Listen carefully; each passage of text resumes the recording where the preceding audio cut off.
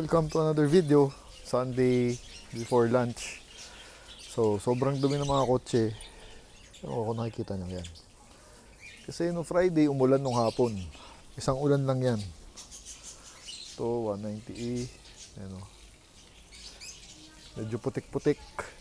Kasi we live near C5. Halos kabilang kanto lang yung C5. So, major road. And konting ulan yan. Dumi agad. Ayun o. Ito ganyan o. Grabe dumi no. Kakainis. Ito si 124. Itim. Lalo na pag itim. Mas nakakainis. So kahit anong punas mo, pag madumi, ang pangit. Yan. Few hours of rain. Ganyan ang mangyayari. So ito. Si Shark. Ayun o. Hood. So for today's video, dalhin ko kayo kung saan ako nagpapakarwash para makita nyo lang kung saan. It's along 20th Avenue. At if you're a car guy, if you're watching this, ibig sabihin, mahilig ka sa sasakyan. Ibig sabihin, gusto mo sa sasakyan mo malinis, no? So very vital ang car wash sa atin, mga car guy. Kaya I'll take you along today. Palinis natin tong si Shark. Dahil si Shark, ginagamit natin 2 to 3 times a week. Tumataas recently. Dahil ginagawa ko siyang pang coding dahil 9 siya and most of our cars are 1 and 2. So pag Monday, ginagamit ko, dinadala ko sa Paranaque yan. And nakakatawa kasi i-drive talaga. So let's go. Start, switch blade. Yan. Dami pang gas. Lagpas half. Ang nakakatawa dito, pag pinapagasan mo siya, mataas yung inaangat ng gas gauge. So, hindi siya kuripot.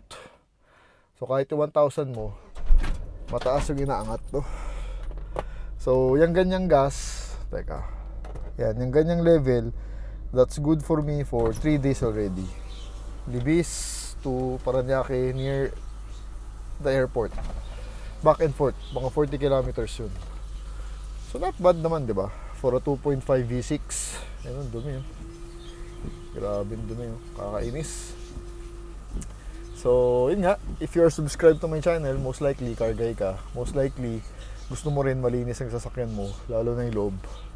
Sa akin, napaka-importante na dapat malinis ang loob ng sasakyan ko dahil ayoko nang madumi, nasistress ako. Ayoko may nakita mga nakakalat na kung ano-ano. No? Alright.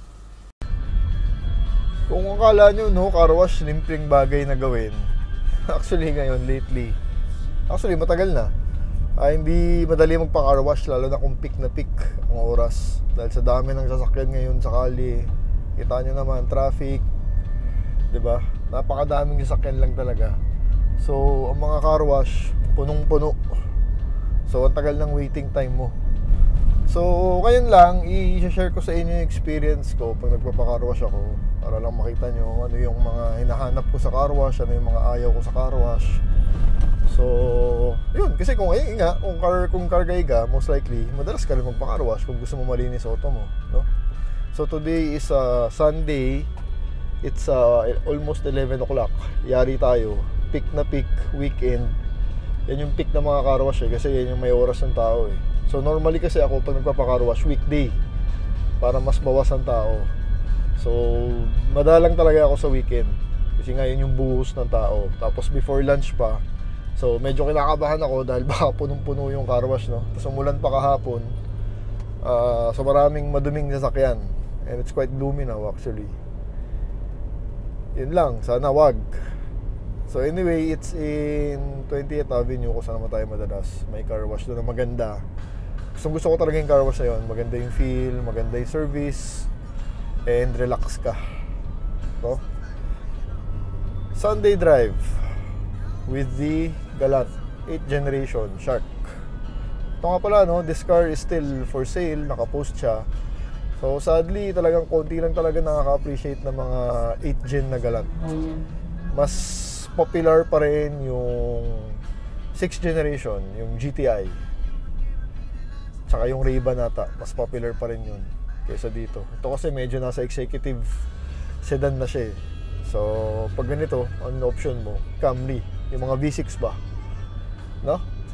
Anyway, Okay, see you na doon pag nandun na tayo. Spot Turks. Daming sasakyan. Yun oh. May Black Series pa ata. C63. Ayan, tumatambay talaga sila doon pag Sunday. Kaya Sunday is car day. So marami tayo Sunday nagpapa-car wash. So let me know sa kayo nagpapa-car wash, ano itsura and kamusta ang experience nyo. Dahil hindi madali magpa-car wash because of the wait time. Ang dami lang talagang sasakyan dito sa Manila. Paload lang pala ako ng RFID dahil naghihingalo na RFID 124 oh. Stock na 124 dito sa Shell to load my RFID. Load time. Tayo nagpapaload sa Select 500 muna. RFID SLEX kasi errands done. Dumi talaga. Ay, nakakainis. Hindi ko talaga matiis pag ganyan, no? Ewan ko sa inyo kung kayo kaya yung tiisin yung ganyan. Ako, hindi talaga. Alright, let's go. 11 o'clock. Diyan tayo on the right. Ano ba yung Majus Bonum? Yan, diyan tayo nagpapa-car wash. Medyo maganda kasi talaga yung itsura niya. Ayan, as you can see sa labas, very inviting and okay, medyo hindi puno. Kaya pa yan. So, kaya pa na waiting time yan. Tingnan natin pang ilan. Ayan. Set ko lang. Tayo next. Hindi masyadong puno. Buti. So, they have 5 days sa CNC. Luwag. And ito yung kailangan ko talaga. Yung maluwag yung space para hindi mahirap pag-maneuver. Labas-pasok, labas-pasok. Ayan o. Kung titignan nyo, napaka-luwag. Ito ang workspace nila. So, very good. Ganda. Masarap magpa-car wash pag ganyan. Ito mukhang patapos na, so baka ako sunod na. Minsan, 2 tao working on your car. Minsan, isa. So, depende. Pero normally, pag puno talaga, tagal dito. Buti nga ngayon, hindi masyado. Short, pogi lang talaga eh, no? Gusto ko talaga harap. So, pa-car wash natin ngayon. Lipat tayo dun sa spot na yan.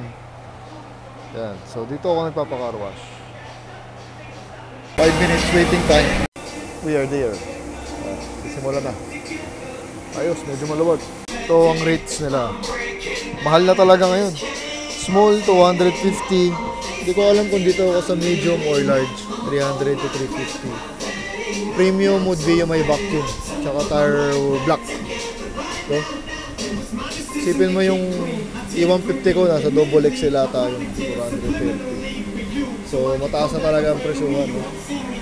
Anyway, pakita ko sa inyo yung taas. Ito maganda rito. Upper floor, may tambayan. Order ka ng beer kung gusto mo, or beverage. Kapag medyo gabi-gabi na, pwede kayo uminom dito. Tapos, with the view of 28th Avenue. Ito yung car wash. Kung tayo nagpapagawa, GRC would be on the right. Siyempre, meron din silang detailing dito and everything. Pero, ang ganda lang talaga ng vibe kasi. Ayan. Makita mo kotse mo na pinaka-car wash. Ayan, sinimulan na si Shark. Nasa dulo tayo. So, today is a relaxed day. Hindi masyado matagal ang waiting time. Yan ang masarap, the best feeling. Pagpasok mo, maluwag sa car wash, no? Alright, sinisimulan na si Shark. That car deserves a car wash kasi ginagamit natin sa office yan. Sarap gamitin, lakas ng aircon, very comfortable, tahimik sa loob. So yan no, unang requirement ko sa car wash, dapat maluwag yung space para hindi hassle. Second requirement ko, or second na ayaw ko, yung ibang car wash kasi meron silang wash area. Ayan, may wash area. And then, pagtapos na yung wash, pinapalipat nila sa ibang area yung for the vacuum and cleaning ng sa loob. Yun, ayoko ng gano'n, no? Gusto ko talaga yung kung nasan yung kotse, dyan lang siya hanggang ma-vacuum, hanggang ma-tire block. So, yun lang yung mga gusto ko. Tapos, syempre, mabibilis yung mga car wash boys natin. Tapos talagang nililinis nila. Kung may konting dumi, talagang aalisin nila yung dumi. Dito, gano'n naman sila. Tapos, dire-diretso yung trabaho, no? So, kahit gano'n ang presyo, 300, 350, yung mga tao tanggap yan, wala naman sila magagawa eh. So mahal na rin talaga magpa-car wash ngayon, no? Pero ganoon talaga eh. Ayan, may pumapasok pa. It's 11:20. Sarap ng vibes, oh. Diba? The most exciting part for me sa car wash, may foam. Pag pino-foam na yung auto. Ayan. Ganda, no? Pag naka-foam, siguradong malilinis. Kasi kung kayo lang magka-car wash, kung tayo lang sa bahay, minsan we don't have the right tools and materials. So hindi nalilinis na maayos. Pero dito yan, may foam wash, everything. Dami. Mas pulido. Wapo, parang BM talaga, no? Happy. Ito magandang site. Nakikita mong may foam yung auto. Actually, ibang car wash yung style. Nauuna yung vacuum sa loob. Ayoko rin ng ganun eh. Gusto ko ito, parang ganito. Una muna labas, hugas sa labas, then tsaka pumasok sa loob. Ayoko lang nang nauna yung vacuum for some reason. Parang mas nasanay lang din ako na yan, car wash muna, hugasan muna yung labas, then pupunta sa loob. Ang gwapo ng dala. Wax na lang yan, hindi ko pa napapawax. Time check, 11:30. Dumating tayo dito, 11:10? 10 ba? Parang gano'n. So, hinuhugasan na. Tapos na yung foam. So, papatuyuin na lang yan. Then, vacuum. Then, tar vac. Then, that's it. I had my car wash. So, maganda ngayon. Mabilis-bilis. Normally talaga kung maraming tao. Tagal lang ang pila. Happy Sunday! Yan, magalang may mga alikabok. Nag-visit. Ganda ng green talaga, oh. Parang metallic green, eh. Papawax pa natin to. Hindi pa natin napapawax eh. Pero some other time. Yan, 20th Avenue. Actually, may store din sila sa loob. Parang mini grocery. Bumibili din ako dyan, mga beverage. Tapos, way over there, kung nasa sila GRC, intersection dulo kanan, marami pa rin car wash doon. May mga 2, 3. Pero not as beautiful as this one. Ito kasi maganda talaga eh. Yung mga medyo kanto car wash, mas mura pero mas magulo nga lang. G3 oh. Mas hindi inviting. Diba yun? Bahay nag-drive ba? Ayan. So yan, 20th Avenue. Ayan yung grocery nila dito sa loob. Kaya may mga tao kasi, kaya mag-vlog. So pagpasok, very inviting. Ganda na setup. Diba? Vacuum time. Ano, linis na oh. Pangit talaga kasi pag madumi. Nakakawalang gana. Ayan, loob. Importante din sa akin, nalilinis ang loob. Dahil I spend a lot of time in my car. 1 to 2 hours. One way. Pabalik mas matagal. Ganda ng loob oh. Diba? Leather. Pati yung likod. Kaya to underrated tong 8G na to eh. Ito may loob na yan. Beige. Ito yung leather. Sobrang lambot ng leather na yan. Tsaka ang lakas ng aircon. Pang office talaga. Ayan, malinis na. Looking good. Rocky, kotse mo. Malinis na. Nalagaan natin to for Rocky. Tayo ang custodian ngayon. Dahil hindi na asikaso ni Rocky. Sa dami ng auto. So sa atin nga muna, pinagkatiwala itong si Shark. They're inside the shop. Puro imported yan. Ito, binibili ko. Sila mayroong ganito. Mahirap hanapin to. Black. Oh, so binayaran ko lang. Small lang pala. Nasa 250 lang ang binayaran natin. Pwede na. Mura-mura pa. Kala ko nasa 300 plus eh. So I just paid for the car. So let's wait for her to be finished. Tapos yun na. Yun yung car wash day natin. Actually, madali ngayon. For a Sunday, peak. Well, actually, kung pupunta kayo ng car wash, mas maganda alas 12 para nasa lunch yung mga tao. Mas less ang tao. Yan. See you. Shot. Iced Americano. Pagising ko, medyo bangag ang pakiramdam ko. Hindi ko alam bakit. So, let's wake me up a bit. Yan, ganda oh. Boom. Ganda ng car wash na ito talaga eh, no? I really like it. Kulang na lang barbershop sa loob. Done. Tire block. Nice. Tintab na. Ganda na tire block, no? Oh, gusto ko yan. Basa, tingnan. Ito kuya, salamat. Thank you, thank you. Tire block. Okay.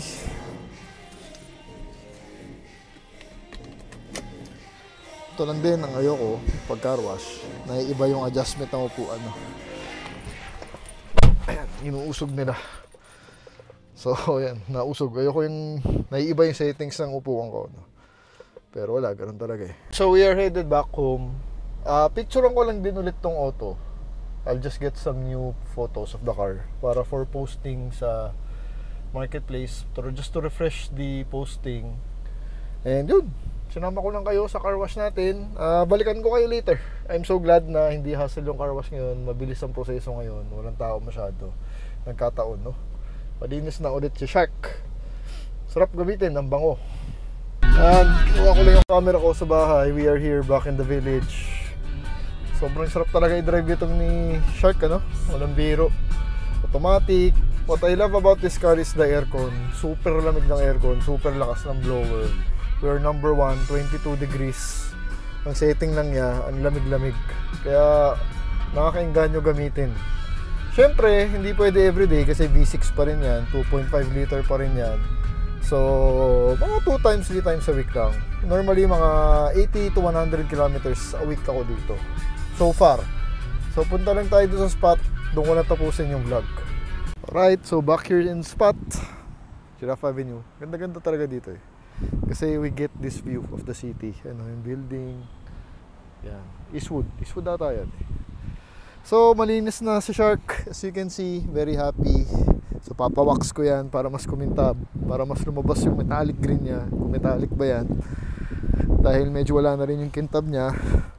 For sitting for so many years. Again, the history of this car. Pinahiram sa atin ni Rocky. Pero hindi niya na nagagamit. Halos nakaparada na lang daw ng 2 years sa kanya. Ini-start lang. So, yun. Kaya niya pinahiram para hindi lalo masira. Kasi ang kotse, no, pag di ginagamit, lalong masisira. Lalo ka magkakaproblema. So, this is a 1998, 1999 sa CR model VR 2.5 liter V6. About 180 horsepower. Automatic. Selling it for 190,000 posted. Tinatakbo 79,000 lang. Sobrang baba. Bone stock kasi normally ang mga ganitong auto inaayusan, binibihisan. So sobrang bihira na lang yung stock na in this condition, drivable, gas and go. Although may konting problema pa yung engine, sa spotter pa rin or may sinok pa rin ng konti. Pero napalitan na natin yung fuel filter, malaki na bawas, tumipid sa gas, pero may sinok pa rin siya, so papaayos ko pa yun. Maybe it has something to do with the spark plug, tune up, ignition, throttle cleaning, yan. Naghahanap lang ako ng shop kung saan pwede tumingin. May naisip na ako, so I'll make another video for that. Scheduling lang, no? So anyway, this car talaga I really love. Okay lang kahit di nabebenta. Konti, as I've said, konti lang may interesado, konti lang nag-i-inquire. I understand the price is a bit high for her kasi hindi naman in demand yung kotse na yan. Pero kami ni Rocky, we will stick to that price kasi sobrang fresh and this is a future classic and we believe about the quality of this unit, particular unit, dahil sobrang sarap gamitin talaga. Kasi ginagamit ko kaya alam ko eh. It's been with me for more than a month already. And pagsisilbihan ka talaga ng auto, in this style, ikaw na lang ang may ganyan na kotse sa daan. No? Sobrang pogi talaga. So that we will stick to that pricing kasi wala ka nang mahanap na ganyan. So ito, mga enthusiast na lang talaga ang bibili siguro. Kung may budget nga lang ako, sabi ko kay Rocky, ako nabibili. Kaya lang, as of now guys, wala talaga eh. So anyway, that's the video for today. Shinare ko lang sa inyo ang car wash natin dahil again, importante ang car wash natin if you're a car guy. Dapat malinis ang auto. And hindi na madali kasi magpa-car wash ngayon. Nagmamahal na, tapos yung pila, ang haba. So, yun. Happy Sunday. Hope you like this video. If you're subscribed, please do leave a comment. Share nyo sa aking experience sa mga car wash. If you are not yet subscribed, please help me out by subscribing to this channel. Thank you so much. 2 different levels I cannot relate.